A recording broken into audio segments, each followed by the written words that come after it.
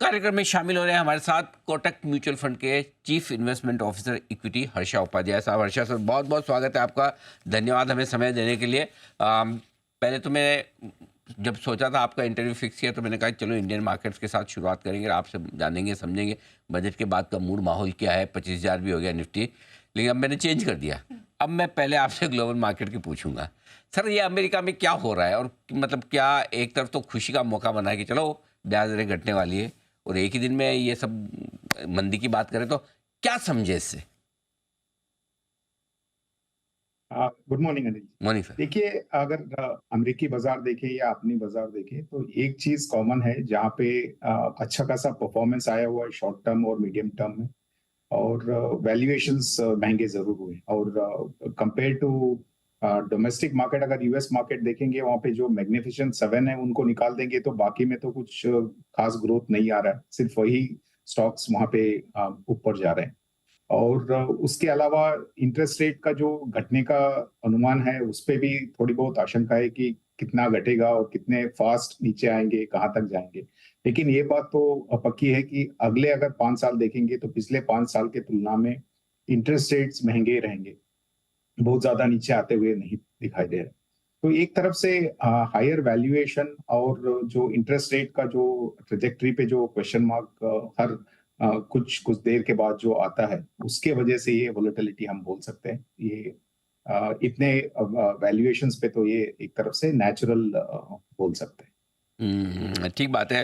कारण कुछ भी हो, लेकिन चूंकि बाजार इतने भागे हुए हैं किसी न किसी कारण से तो थोड़े बहुत करेक्ट होंगे।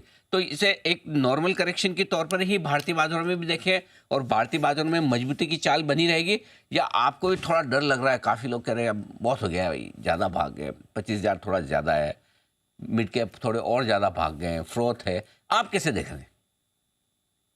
अनिल जी, अगर आप निफ्टी की बात करें तो इस वैल्यूएशंस जरूर महंगे हैं, लेकिन इतने भी महंगे नहीं है कि आप पूरे पैसे इक्विटी मार्केट से निकाल के कोई और एसेट क्लास में डाल सकते हैं।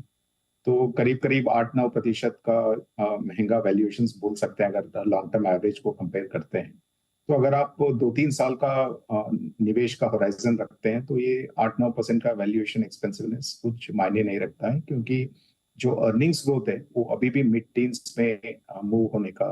देखिए, अगर आप mid and small cap index को देखेंगे तो वहां पे जो महंगा वैल्यूएशन है वो लार्ज कैप से बहुत ज्यादा महंगे हैं। तो उस हिसाब से हो सकता है कि कोई भी कारणवश मार्केट में एक तरफ से करेक्शन आता है तो इस सेगमेंट में थोड़ा बहुत ज्यादा वोलेटिलिटी देखने मिलेगा।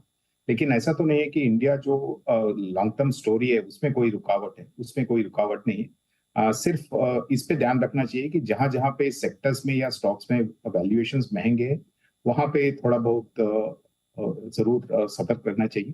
क्योंकि हो सकता है कि अगर करेक्शन यहाँ पे दिखाई देता है तो उस स्टॉक्स में और उस सेक्टर्स में थोड़ा बहुत मंदी हो सकता है। ठीक बात है। तो जहाँ वेरिएशन महंगे हैं वहाँ थोड़े सतर्क रहें, बाकी ठीक है। रिजल्ट सीजन जैसा चल रहा है सर, कैसे देख रहे हैं आप? कहाँ आपको नतीजे अच्छे आते दिख रहे हैं, कहाँ कमजोर? अगर आप रिजल्ट्स सीजन देखेंगे तो एग्रीगेट लेवल पे तो एक तरफ से मैं बोलूंगा मोर और लेस एक्सपेक्टेड लाइंस पे या थोड़ा सा कमजोर बोल सकते हैं आज के दिन में। लेकिन अभी भी पूरा अर्निंग सीजन खत्म नहीं हुआ है तो देखना चाहिए कि पूरे अर्निंग सीजन के बाद क्या नतीजे निकलते हैं, उसके बाद क्या अपग्रेड्स होते हैं या डाउनग्रेड्स होते हैं। हमारा यही अनुमान है कि शायद इस सीजन में बहुत ज्यादा अपग्रेड्स दिखाई नहीं देंगे। हो सकता है कि जहां पे अब आज की एक्सपेक्टेशन है फाइनेंशियल ईयर 25 और 26 का वो जरूर बरकरार रहेंगे। सर से एक बार जरा जान लिया जाए कि कहाँ है इस वक्त निवेश के मौके हैं। सर बताएं, इस बाजार में क्या कुछ पसंद है आपको?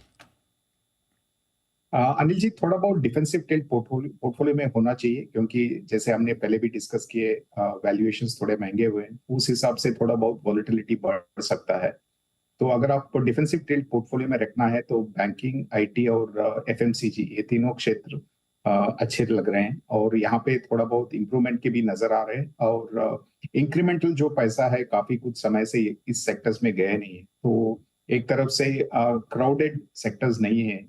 तो यहाँ पे अगर मार्केट में गिरावट आती है तो शायद कम गिरावट आएगी या एक तरफ से होल्ड करेंगे।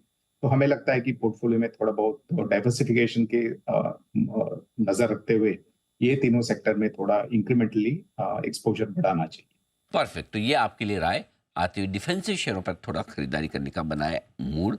ये हर्षा सर की राय। सर बहुत बहुत धन्यवाद आपका समय देने के लिए। आज थोड़ी सी तकनीकी दिक्कतों से आपसे अच्छे से बात नहीं हो पाई, जल्दी आपसे फिर मुलाकात हम करेंगे। Thank you so much sir, आज के लिए शुक्रिया।